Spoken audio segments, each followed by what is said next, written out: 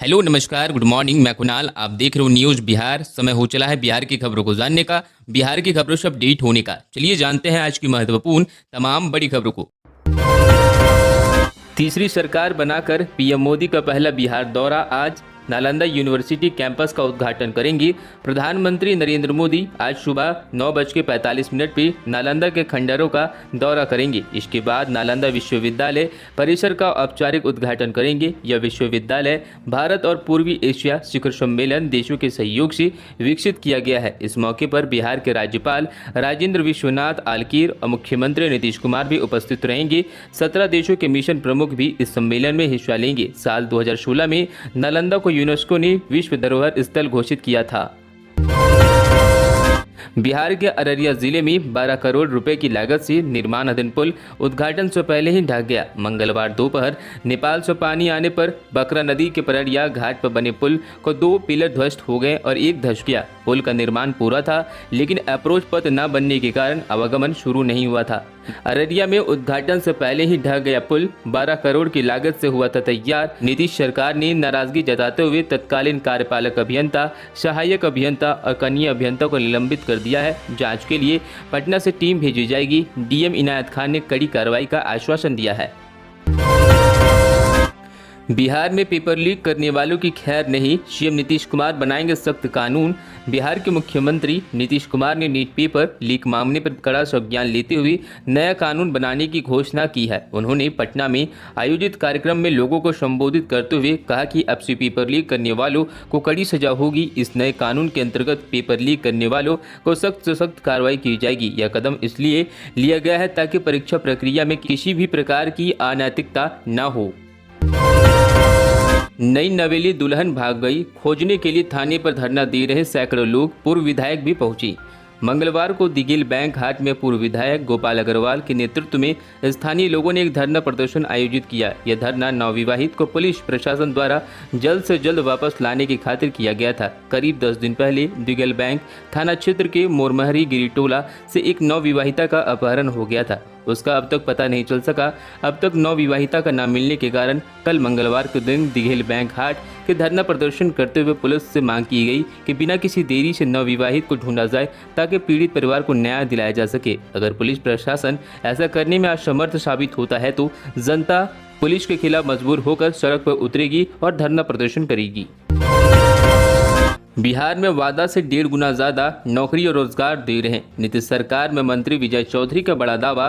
बिहार में महागठबंधन सरकार बनने और टूटने के बाद से सरकारी नौकरी और रोजगार सत्ता और विपक्ष के बीच सबसे बड़ी चुनावी मुद्दा बना हुआ है। नीतीश सरकार में जेडीयू के सीनियर मंत्री विजय कुमार चौधरी ने दावा किया कि नीतीश सरकार ने 20 लाख नौकरी और रोजगार का वादा किया था, लेकिन असल में वे 34 लाख नौकरी और रोजगार के लक्ष्य को पार करने जा रही है। गणित की भाषा में कहें तो विधानसभा चुनाव से पहले नीतीश कुमार की सरकार का वादा 155% ज्यादा जॉब और एम्प्लॉयमेंट डिलीवरी करने जा रही है।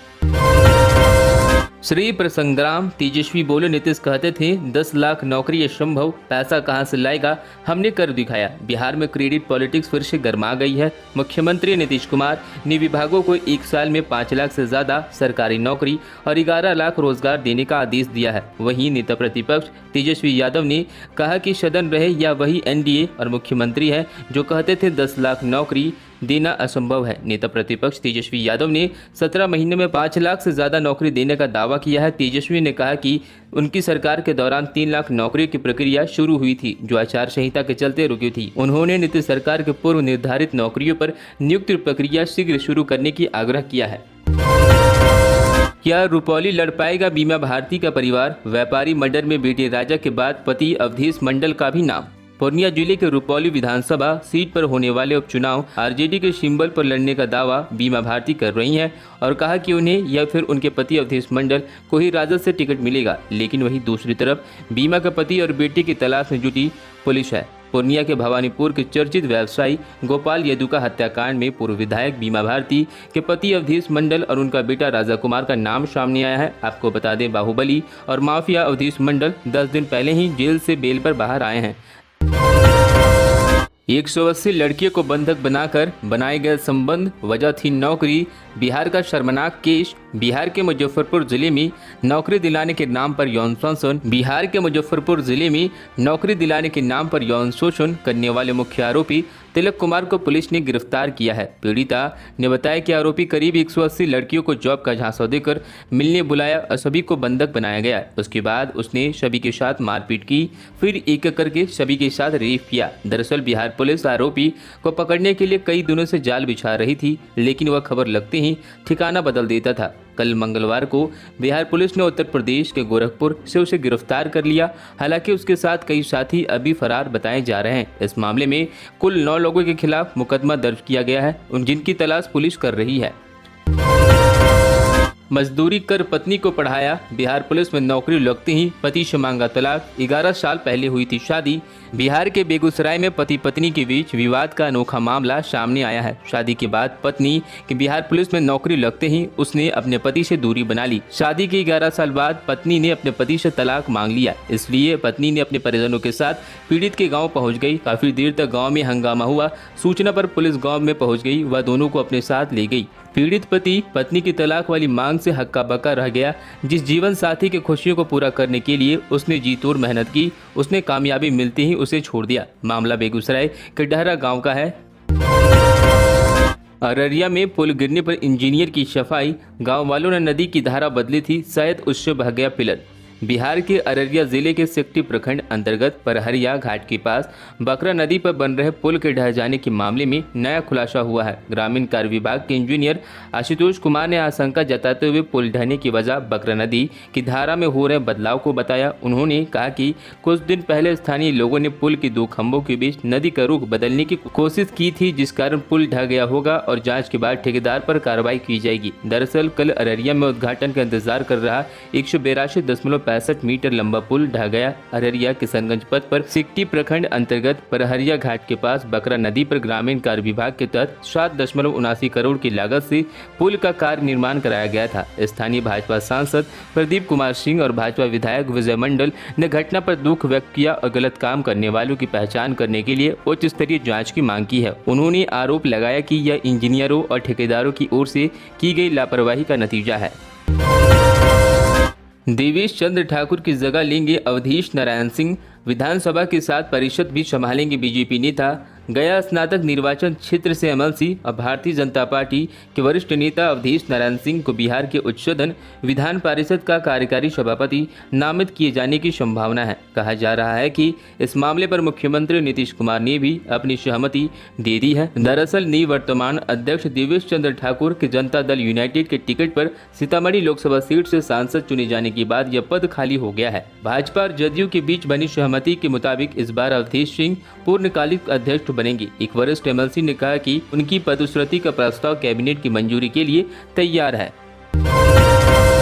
बिहार में पीएम रोजगार योजना का बंटाधार, कर्ज मांगने पर तीसरे नंबर पर, लेकिन 100 में से मात्र 30 लोन पास। बिहार में प्रधानमंत्री रोजगार गारंटी कार्यक्रम का बैंकों ने बंटाधार कर दिया है। पीएम रोजगार स्कीम से कर्ज के लिए बैंकों के सबसे अधिक कर्ज प्रस्ताव भेजने के मामले में बिहार देश भर में तीसरे नंबर पर है। लेकिन बात जब इन लोन को देने की होती है तो बैंकों के रवैये के कारण बिहार पिछड़ जाता है। बैंकों ने महज 32% लोन आवेदन मंजूर किए हैं। वित्तीय वर्ष 2023-24 में ईएमआई जीपी के तहत बिहार से 41,152 प्रस्ताव राज्य के विभिन्न बैंकों में जमा कराए गए। इनमें से महज 13,033 प्रस्ताव पर ही बैंकों ने कर्ज स्वीकृत किया है। प्रस्ताव तैयार करने में बैंकों की तमाम गाइडलाइन और चेकलिस्ट का ध्यान रखा जाता है। बावजूद इसके बिहार के उद्यमियों को कर्ज देने में बैंक हिचकिचा रही है। स्टेट लेवल बैंकिंग कमेटी की बैठक के उद्योग विभाग के प्रेजेंटेशन में यह बात सामने आई है। सक्षमता परीक्षा पास 1,87,000 नियोजित शिक्षकों के लिए बड़ी खबर, शिक्षा विभाग देने जा रहा है तोहफा। बिहार में सक्षमता परीक्षा में उत्तीर्ण कर चुकी 1,87,818 नियोजित शिक्षकों की पोस्टिंग अब जुलाई में होगी। इसको लेकर शिक्षा विभाग ने शिक्षकों की काउंसलिंग कराने की तैयारी शुरू कर दी है। काउंसलिंग में शिक्षकों के उन सभी प्रमाण पत्रों का सत्यापन होगा जो सक्षमता परीक्षा के ऑनलाइन फॉर्म भरते समय दिए गए थे। विभाग ने सभी जिलों से विद्यालयवार शिक्षकों की रिक्तियां 25 जून तक मांगी है। इसमें विषयवार रिक्तियों की भी जानकारी देनी है। शिक्षकों के पदस्थापन के लिए चयनित जिले के विद्यालय आवंटन सॉफ्टवेयर के माध्यम से रैंडमाइजेशन से होगा। नीतीश के भरोसेमंद कालाधार मंडल ने किया नामांकन, अब बीमा भारती पर टिकी निगाहें।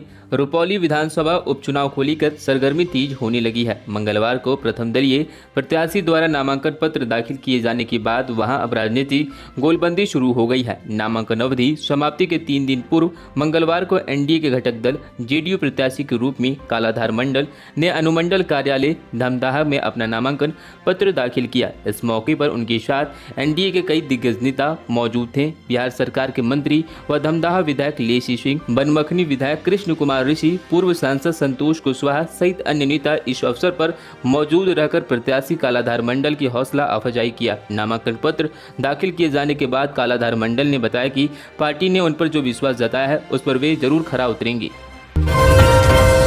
नौकरी से हटाए जाने के बाद अब अमीनों की पुलिस ने की जमकर पिटाई। डिप्टी सीएम के आवास के पास दे रहे थे धरना। अपनी नौकरी गंवाने के बाद अब अमीनों को पुलिस की लाठियों का सामना करना पड़ा है। डिप्टी सीएम सम्राट चौधरी के आवास के बाहर धरना पर बैठे इन अमीनों पर पुलिस जवानों ने जमकर लाठियां बरसाई, जिसके बाद सभी बचने के लिए इधर उधर भागते हुए नजर आए। बता दें कि 4 साल की नौकरी करने के बाद अचानक बिहार के राजस्व विभाग ने एक साथ संविदा बहाल 550 अमीनों का काम से निकाल दिया है, जिसके बाद सभी बिहार के डिप्टी सीएम सम्राट चौधरी के आवास पहुंच गए।